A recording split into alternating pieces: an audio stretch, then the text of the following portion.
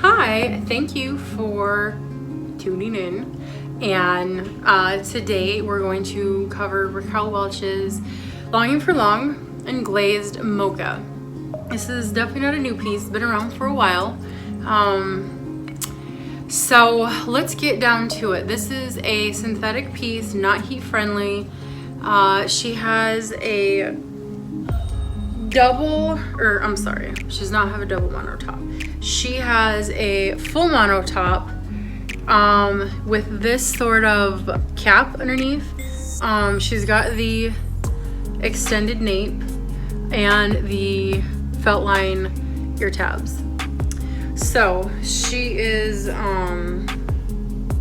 so if you're looking for long pieces and if you looked up this one and Miles of Style, which I have a Miles of Style too. I actually have had it for over a year.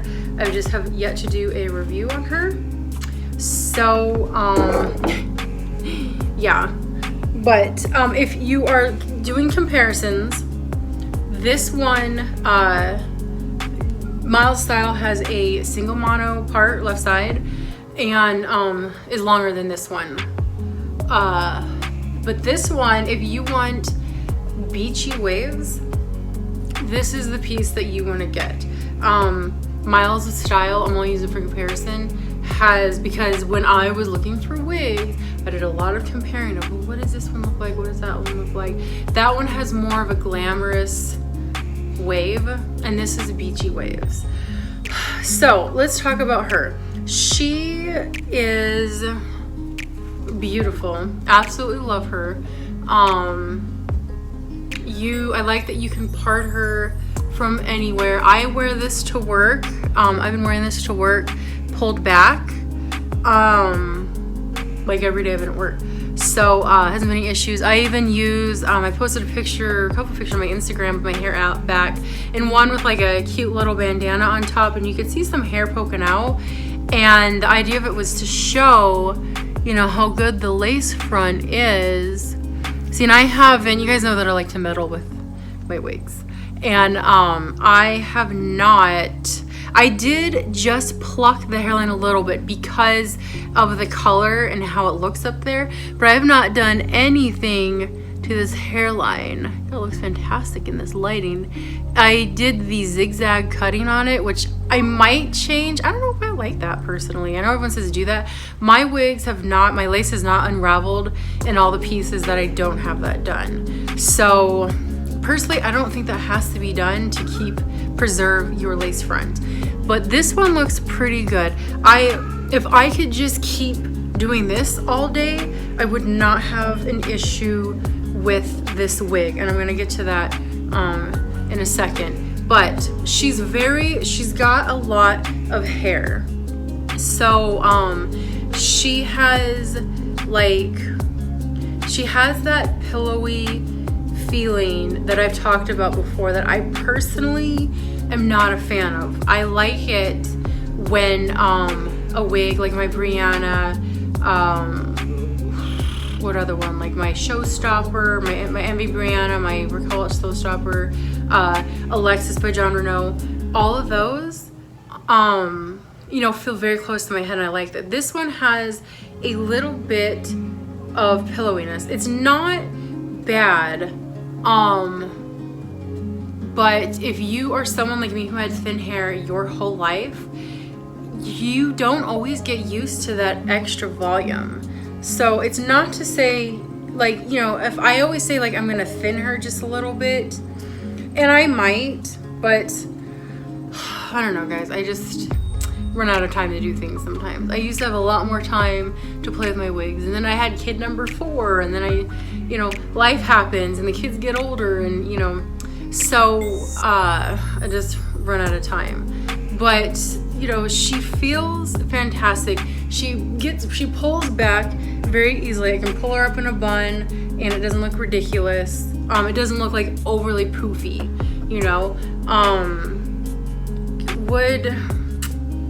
but I mean, if you do want to thin your wigs, I recommend doing it closer to the base, not like here and here and here. Like, do it all at the base, because that's where the thickness is, because it has they add a little bit of that permatease to hide the wefting. Let's see if I could show it to you right now. And some ways do that. Like I have an Alessandra, and honestly, I feel like I have a big helmet head, mushroom head when I wear that because of that extra thickness. So I don't know if you're gonna be able to see this, but this is, if you see, you can see my horrible paint job I did on my nails. Dang it, went away. So if you look up close to some of your wig, if you feel like they don't have permatease but it feels billowy, this is why. They add, they make the hair a little bit wiry at the base, and that gives it the volume. Here, maybe this is a better example. Do you see that right there? It's these little baby hairs. This is why when you thin a wig, you need to thin it right there at the base. It takes longer. I've done videos where I was like just thinning away, and I don't know if that's the best idea. I'm growing too. I'm not a wig expert. I am growing and learning about wigs. So I'm learning too. And luckily I film it all so you can see my disasters and know what not to do. But that's what gives that pillowy feeling, is all those little hairs that they do at the base where the wefts are, and it's little short hairs like this, and they're little curly wiry hairs to give it volume. So if you're going to thin it out, which I really should for this one, because this one, I love this beachy wave, but it's just a little too much hair for my comfort. I feel like Barbie, like I'm trying to look like, you know, Barbie when I wear this down. Pulled back, it doesn't look bad at all, but down, it just, I feel a little subconscious, because look, I mean, if you like big Texas hair, this would be perfect for you. Perfect, you won't have to touch it. But for people like me who aren't used to the switch hair, it just makes me a little more self-conscious. But this hair, it's not, this wig is not really layered. Maybe like there's some layers here and here, but that's it. So if you want, you know, get face framing layers, but it really just has this relaxed curl. This would be one of those pieces where I don't know if you wore it for a long time and it needed to get refurbished. You know, it'd be hard to keep this relaxed wave pattern in. So just keep that in mind as far as pricing goes, how to extend the life, you know, pull this back, don't let it rub against the back of the seat when you're driving. But anything you can do to extend the life of this, or just have lots of wigs like I do, so none of them are ever gonna go bad because they don't get worn very much. But you know, it would be hard. I haven't learned that. Maybe one day I will learn how to use steam on a wig to regenerate it, make it look good, and how to replicate these curls. I can barely use a curling iron. I try, and I just don't know how these professionals do it, but they do a fantastic job. And I feel like a child, you know, a little kid trying to learn doing hair. So that's why I like synthetics, because they already have this pattern put in, and it looks like, this looks natural, but it doesn't, you know, it doesn't look like bedhead natural, or like just ratty hair natural. Like, it's beautiful beach wave curls. Just absolutely gorgeous. It's, you know, I don't know how to describe these on a professional level, but you could say these are very, I don't even want to say a deconstructed curl. I want to say these are just relaxed waves. Like maybe like a couple days ago, you had your hair all pretty for date night and curly, and you haven't washed it, and it's relaxing, and that's kind of what these look like. So they're absolutely gorgeous. I love this. It's summer, and this wig, I wear it at work, so I'm inside all day, but thinking of wearing this out in public, as hot as it feels, maybe that's why I don't wear it as much when I'm not working, because it just feels hotter up here, kind of like Zara. And I sold Zara. I don't want to sell this people. I love this piece too much. But I sold Zara because she was so thick up here and it was hot, and it just looked very mushroom head like, and so she had to go, and then I replaced her with Kaya. So anyways, these are these fantastic beach wave curls. Look at that, you know, that blend. You can see the lace right there, but then when I'm not pulling it back, it blends. You know, if you use a little bit of Got2b glue, or not even that, like, it stays. Look how beautiful that blends back. So let's talk about this color, and I'm going to talk about like why I did some plucking and everything. So this color is Glazed Mocha. This is just, you know, a brunette with this, you know, caramel highlighting. This is a warm piece. If you're looking for ashy, you're not going to like her. But this is a warm piece. So keep that in mind. But I mean, you can tell it's warm pretty much. But yeah, these highlights are golden. And not even, I wouldn't even say they're coppery, but they're golden caramel highlights on brunette hair. I would say this is like a 6. Yeah, probably like a 6. Or no, probably like an 8. I'm gonna say this is like an 8 brooding. It's 29. What is R11 plus, R11S plus, I think, is Glazed Mocha. So shows how much I know. It's not even an 8. They consider this 11. To me, it looks darker than 11 because 11 is just a shade darker than the 12 rooting in Malibu Blonde. So that's, I don't know, I'd have to do a comparison up close, but this seems darker than that. But anyways, that's what it is. So it shows how much I know. And then the plus is the glazed portion, and Raquel Welch has a lot of different colors like glazed hazelnut, glazed sand, glazed strawberry, glazed, some other ones that are glazed, and they all have this highlighting on top.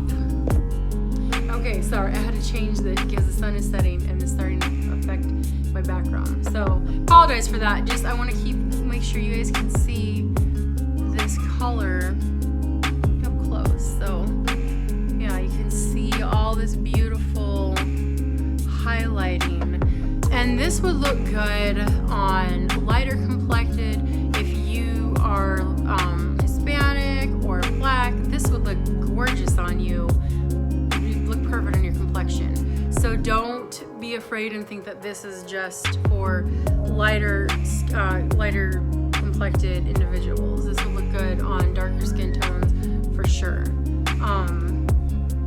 But the thing is with Glazed Mocha, and you know, like with any non-rooting color, is so let's see. You can see how the parting is not quite clear because there's no rooting.